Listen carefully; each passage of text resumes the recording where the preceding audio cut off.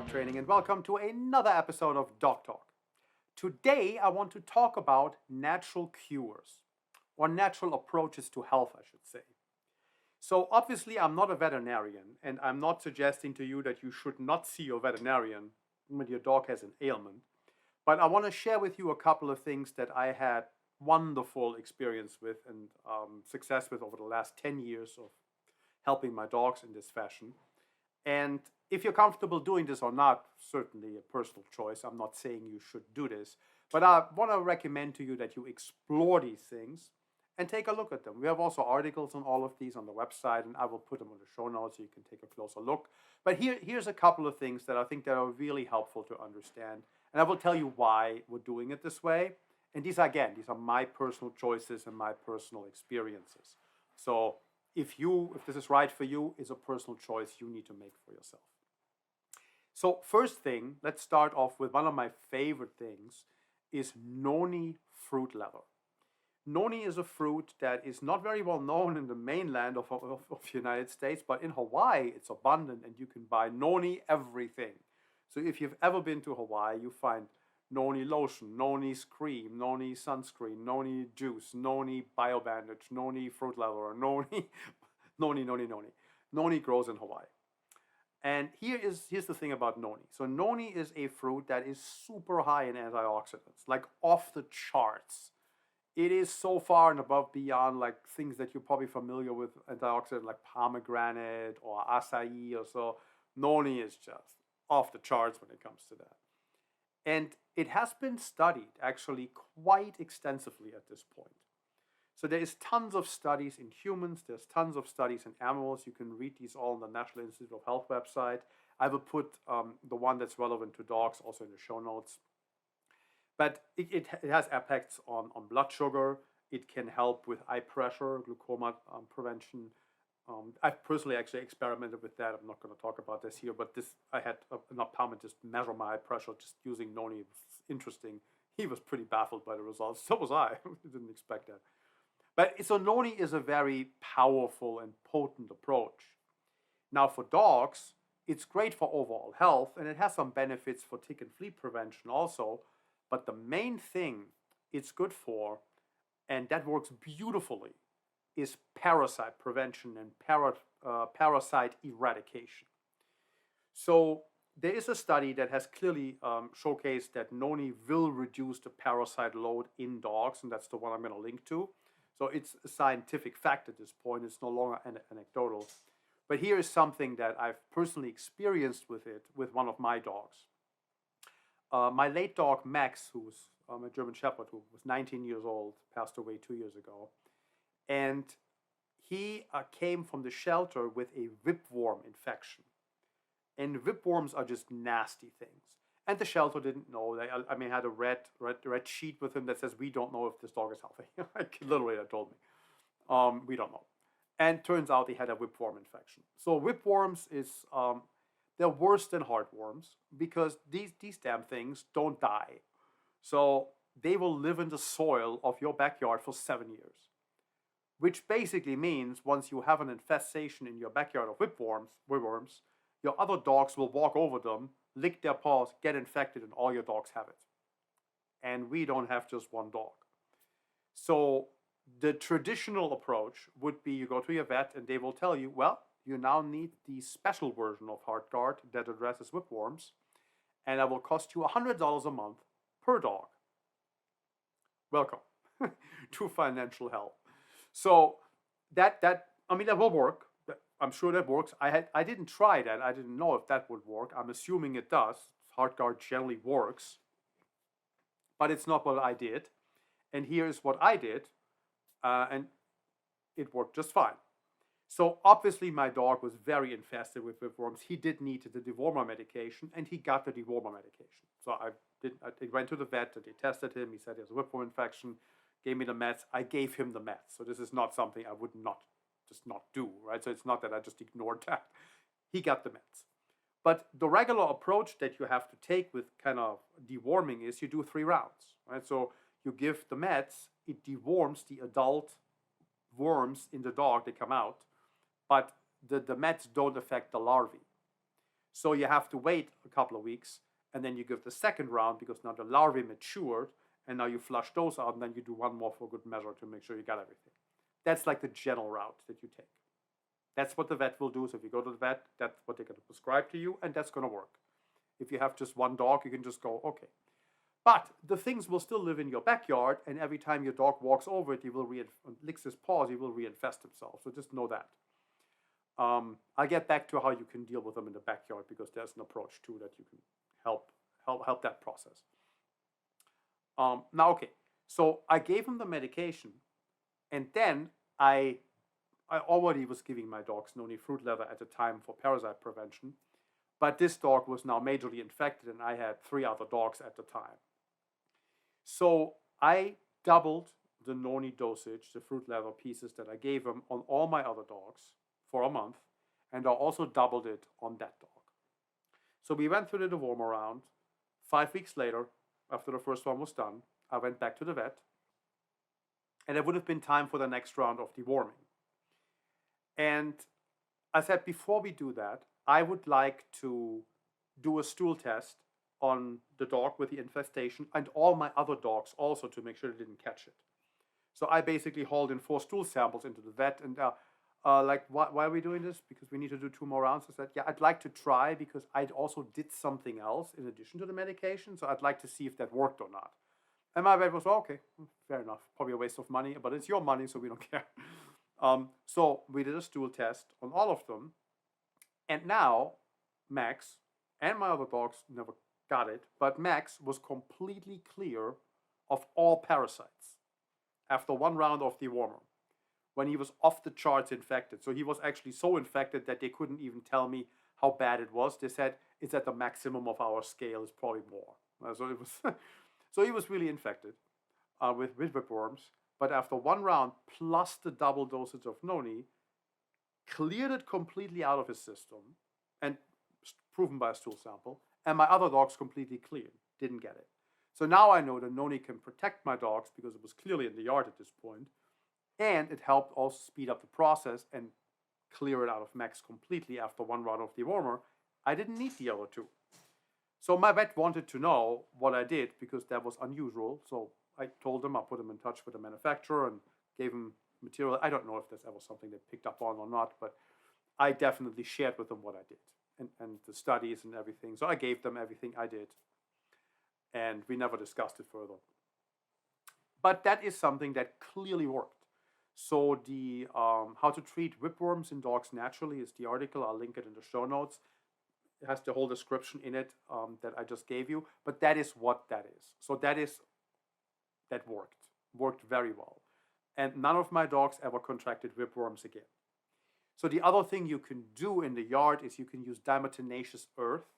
Just make sure it's a food grade variant. So when the dogs lick it, it's not a problem. So there's non-food grade and there's food grade. So if you get a food grade version of diatomaceous earth, which is generally a parasite killer, and you sprinkle that in your yard, it will kill the whipworms in your yard. You just have to put it everywhere.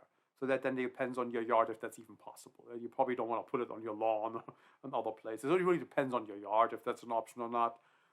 I didn't do that because in my yard this would have been not feasible. But that is an option if that is doable for you in general. Now there is another product, and this would be something you could buy on Amazon, but it's called Paratrax, and those are capsules with with food grade diatomaceous earth, and they can also be used for parasite prevention in general. That's another approach. I've never tested that. I read about it. It makes perfect sense because again, diatomaceous earth will kill parasites as well. But the noni fruit leather 100% works from personal experience. So that's number 1. Now, number 2, ticks.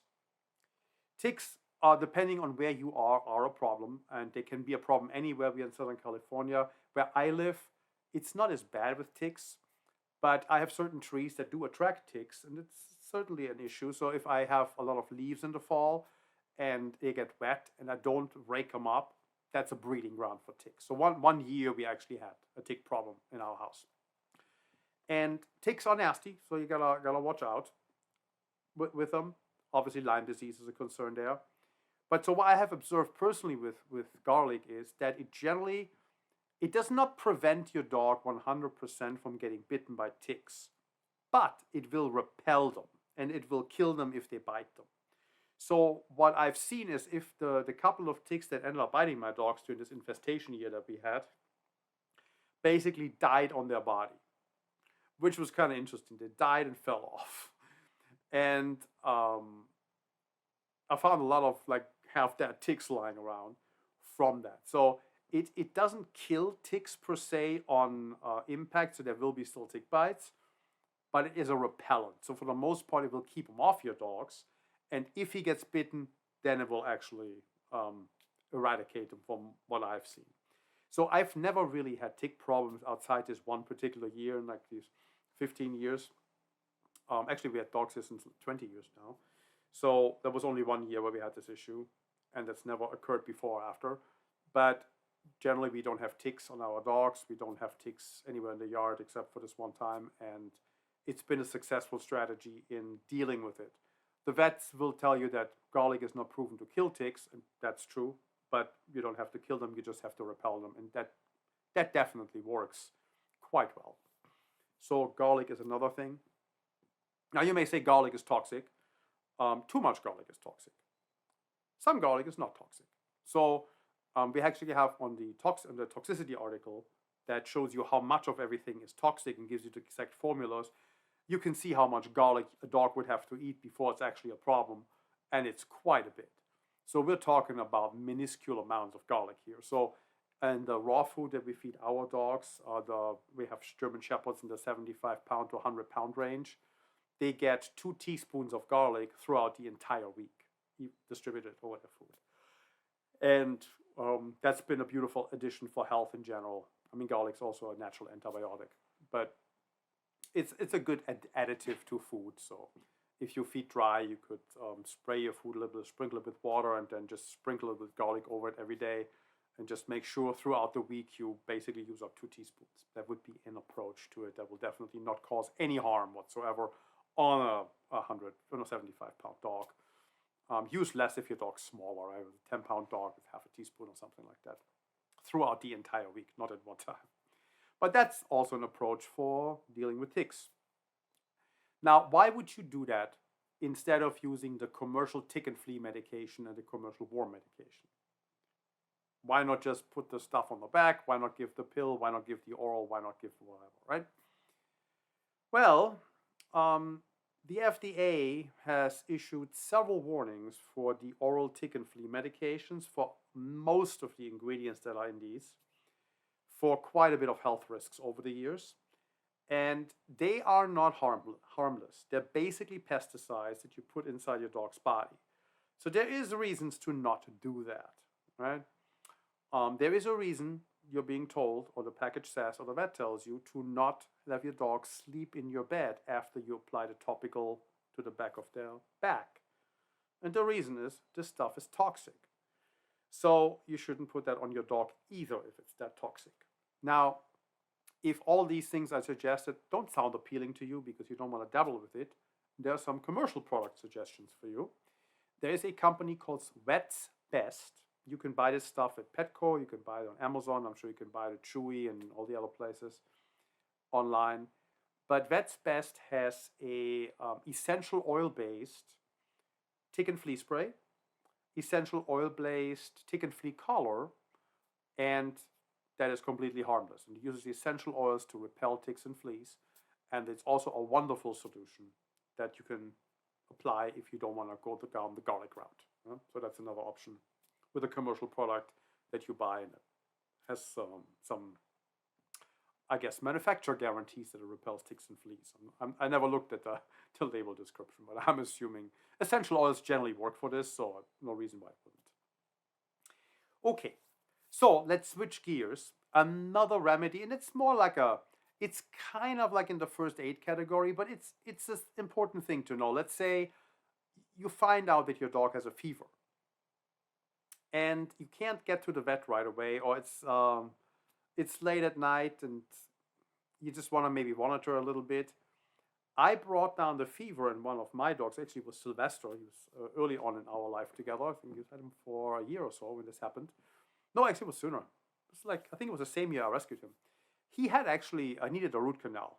So my dog Sylvester had a root canal after I got him out of the shelter. There was a little black spot on one of his teeth, and I took him to my vet, and he said I should go to a dentist or a dog endodontist.